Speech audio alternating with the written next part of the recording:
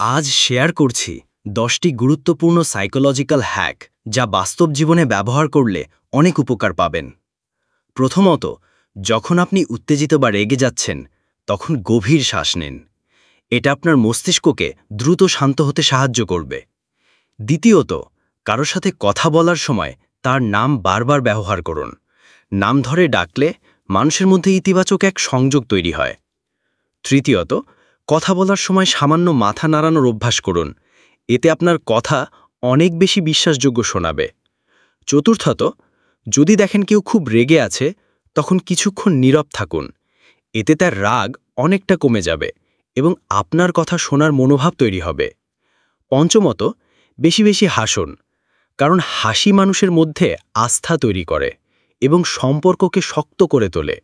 ষষ্ঠত, কাউকে কোনো বড় অনুরোধ করার আগে আগে ছোট কোনো অনুরোধে রাজি করান। এই ধাপে ধাপে অনুরোধের কৌশলকে বলা হয় foot in the door technique.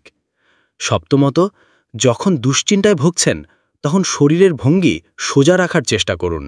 সোজা ভঙ্গি আত্মবিশ্বাস বাড়ায় এবং স্ট্রেস কমায়। অষ্টমত, মানুষের চোখে চোখ রেখে কথা বলুন। এতে আপনার আত্মবিশ্বাস এবং সততা দুটোই প্রকাশ পায়। এবং শেষে, কৃতজ্ঞতা প্রকাশ করতে ভুলবেন না। ধন্যবাদ বলা মানুষের সাথে সম্পর্ক ভালো রাখে এবং ইতিবাচক মানসিকতাও তৈরি হয়। এই সহজ কিন্তু কার্যকরী সাইকোলজিক্যাল হ্যাকগুলো চেষ্টা করে দেখুন, বাস্তব জীবনে সত্যিই কাজে আসবে।